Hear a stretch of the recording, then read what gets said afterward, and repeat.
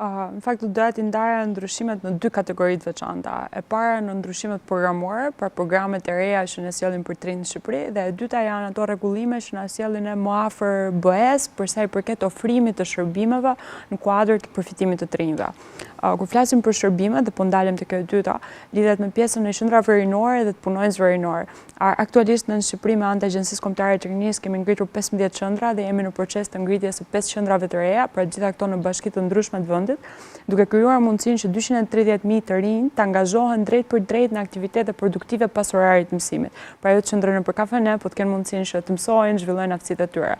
Por çfarë nuk kemi arritur ende në Shqipëri, dhe çfarë na është dashur të përshtasim tashmë me ligjin për rinin, është pjesa e standardeve, pra si funksionon një qendër rinore, si menaxhohet ajo,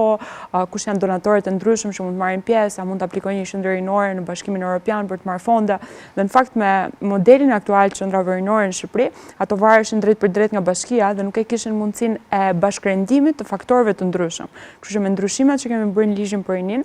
i kemi krijuar mundësinë qendrave rinore që trajtohen si persona juridik. Pra duke bërë një kombinim, një qendër rinore mund të futet në veprimtari me anë të bashkisë, me anë të një organizate rinore, me anë të qeverisë, me anë të donatorëve të ndryshëm,